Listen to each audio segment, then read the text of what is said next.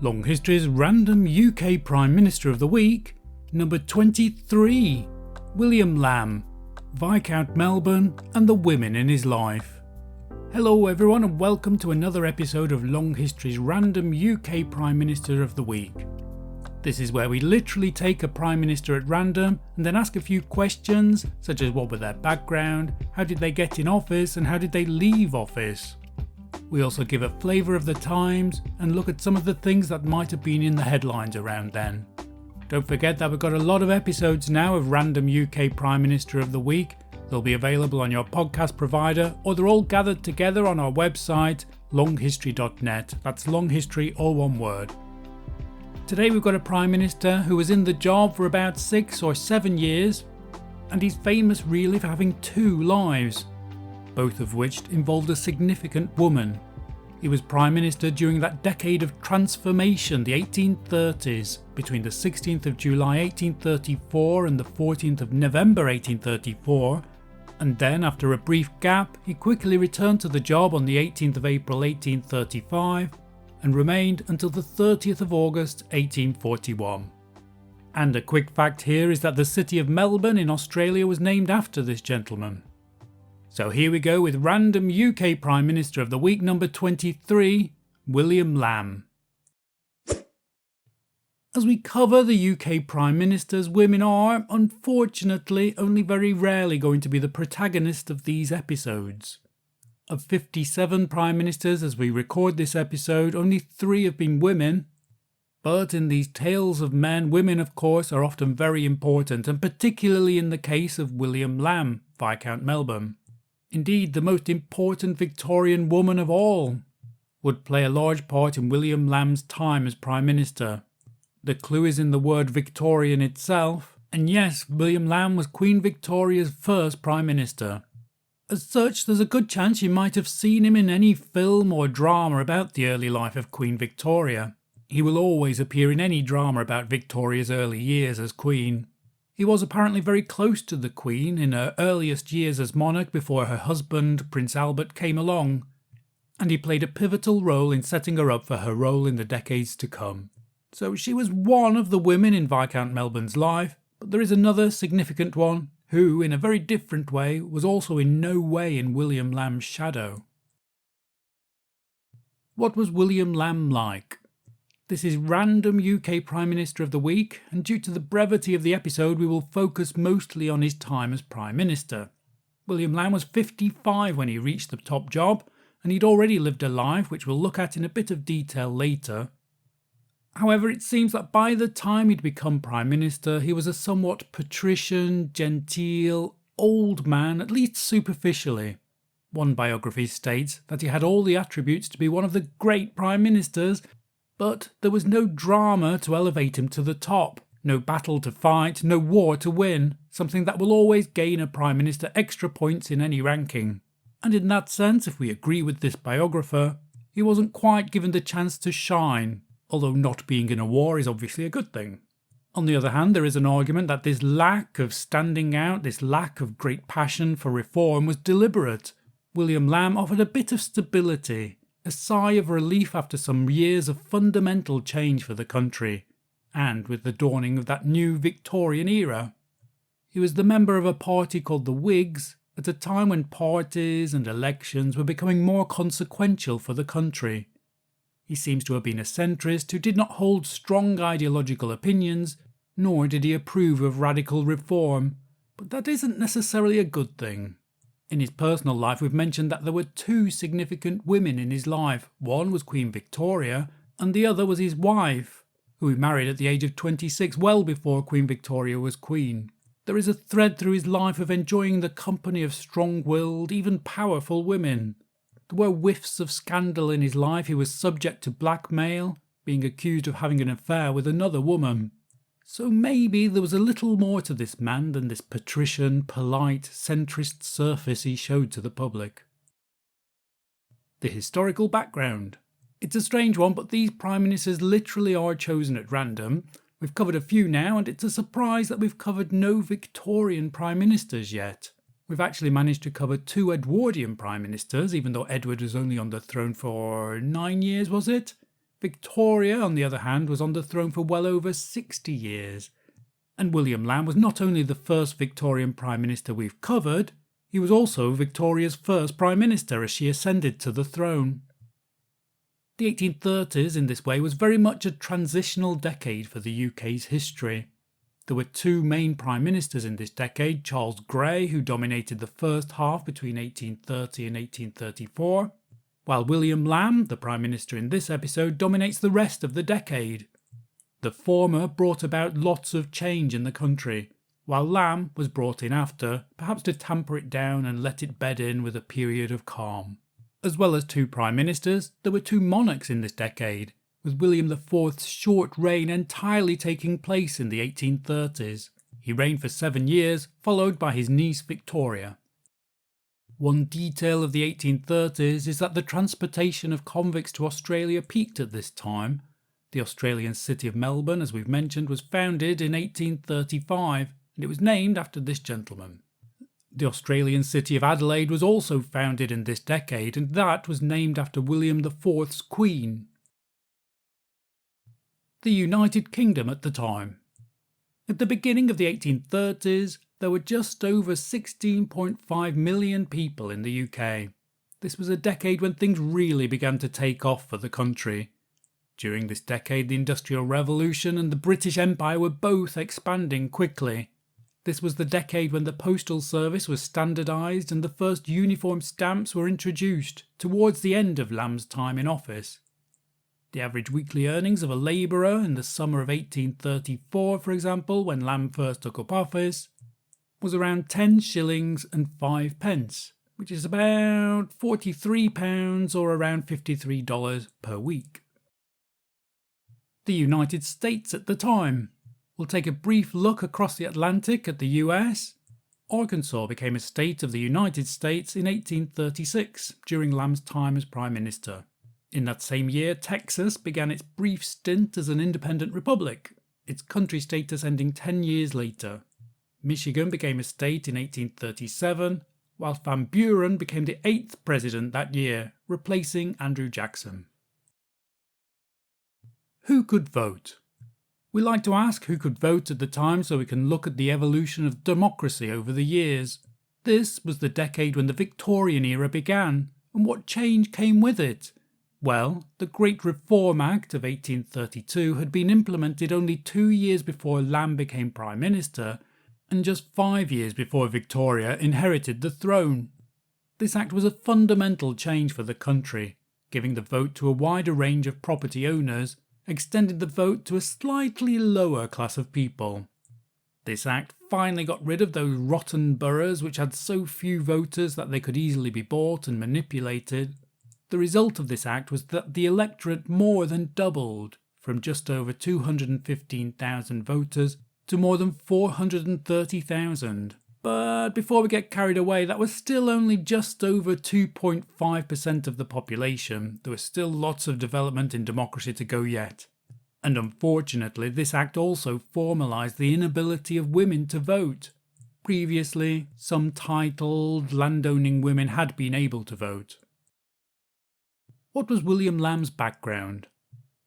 Although we've been focusing on his time as Prime Minister, William Lamb is also famous for having another life.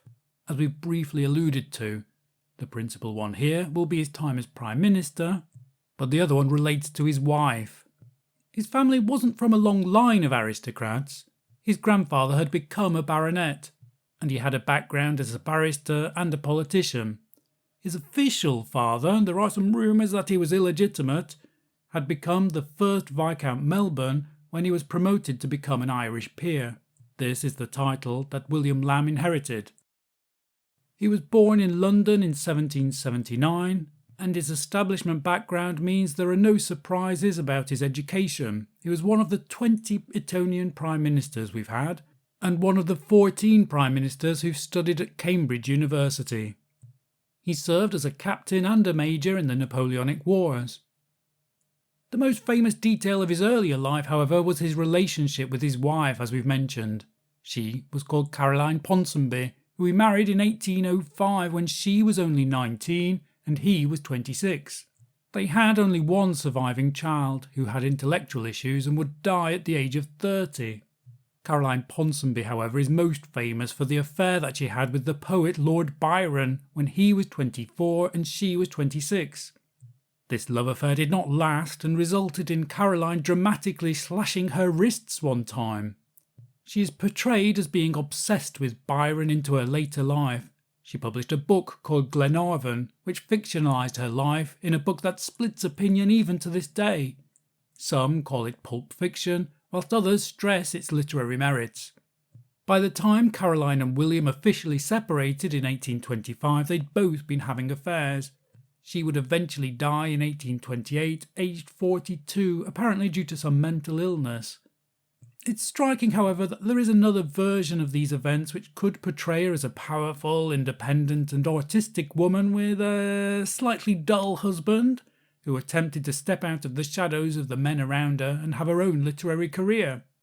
This portrayal of women around this time as being shrill and hysterical seems to be a bit of a trope.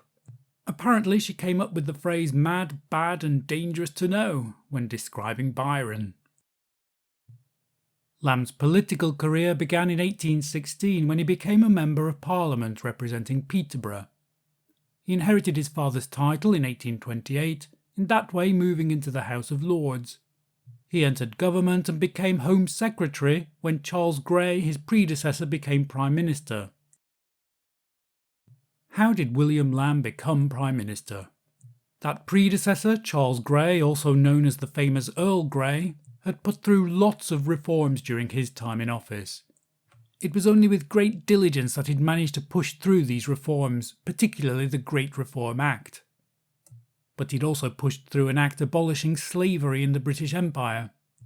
Charles Grey resigned over the issue of the treatment of Catholics, and after all this reform, the diplomatic and centre-ground William Lamb, who was a member of the same political party, was appointed as Grey's successor.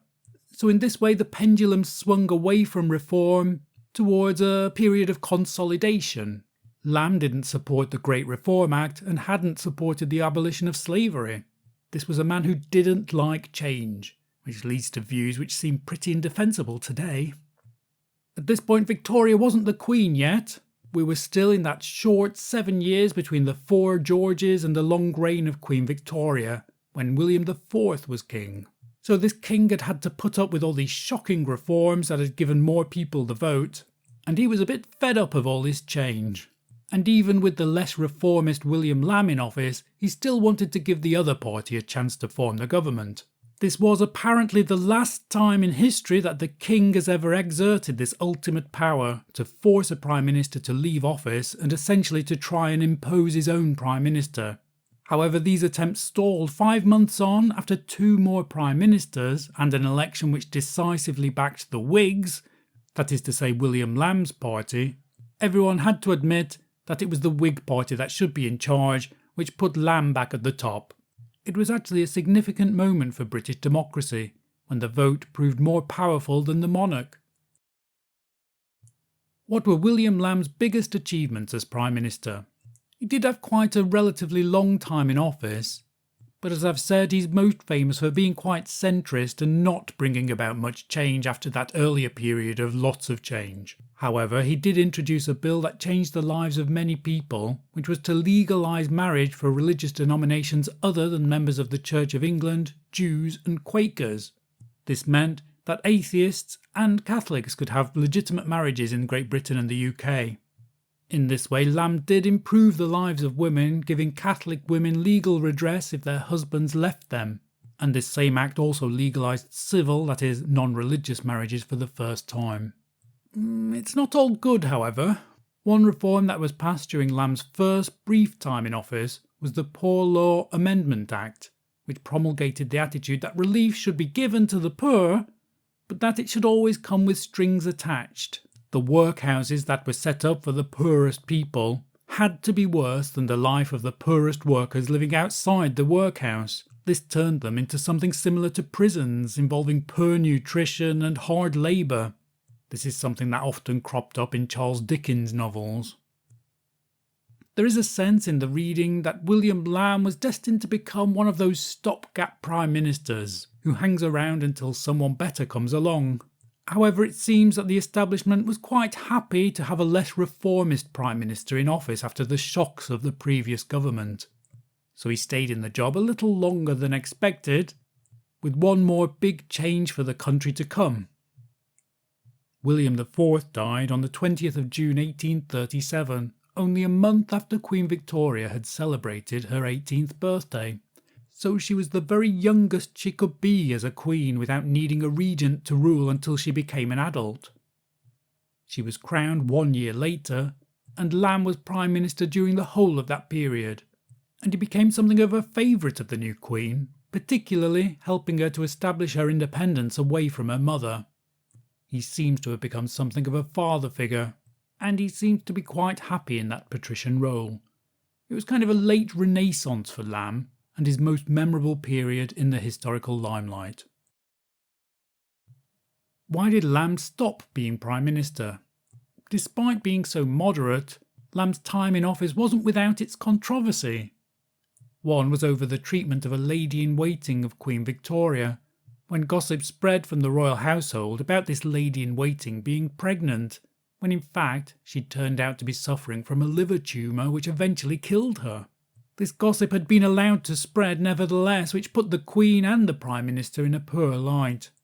There was also another controversy called the Bedchamber Crisis, which began in May 1839 when Lamb threatened to resign after support for him waned and a vote to tighten the anti-slavery rules in Jamaica only barely passed. This whole crisis revolved around who were chosen as the ladies-in-waiting of the Queen. Apparently, the majority were related to Whig politicians, that's Lamb's political party, and apparently she refused to replace those with a more balanced or more explicitly neutral set of ladies. The Queen was tacitly said to be showing her preference for Lamb as Prime Minister over the opposition alternative, Robert Peel, and Peel, as a result, would not attempt to form a new government, leaving Lamb still in charge. Lamb stayed in the job for another 2 years, but his popularity seemed to seep away, and in an election in the summer of 1841, the Conservatives, the opposition headed by Robert Peel, swept Lamb and the Whigs aside and entered government. Why should we remember William Lamb? Above all, William Lamb is best remembered as Queen Victoria's first Prime Minister, the one who guided her through the earliest years of her reign before she married her prince. Other than that, the most memorable details of his life are those of his dominant wife, her famous affair with Byron, and his disabled son dying at the age of 30. It has been said that William Lamb's affection for the Queen was a result of losing his only child. There are hints, however, that this self-consciously patrician man who enjoyed compromise and was not struck by any reformist zeal was not quite as nice as this paternalism would initially suggest. This portrayal of his wife as something of a shrill madwoman seems a little too convenient for the times. He did have his own affairs. His dislike of change meant that somehow he managed to disapprove of the abolition of slavery and of giving a few slightly less posh people the vote. So was this conservatism just the result of a genial dislike for change that anyone could understand? Or was he just an intransigent and intolerable man with extremely unpalatable opinions and not quite so paternalistic after all? Well, he did legitimise the marriages of many people, and he seemed to last in office because he offered a break from radical reform and offered a stability allowing that reform to bed in. It doesn't seem to have been enough to make him one of the greater prime ministers, but his role, at least in history, is assured for anyone watching any drama or documentary about the early life of Queen Victoria. That was a brief history of William Lamb, Viscount Melbourne as is also known. Let me stress that this is just a quick introduction to the man who seems to have had a very interesting life actually. So if anything takes your interest here, or you disagree or want to do your own research, feel free. This is the first Victorian Prime Minister we've covered, but there are many more to come. So please subscribe or follow the podcast if you're interested. Don't forget to like it before you move on and help us to share it with other people, that would be much appreciated. But above all, thank you for listening everyone. This was Random UK Prime Minister of the Week, number 23, William Lamb, Viscount Melbourne and the women in his life. Goodbye.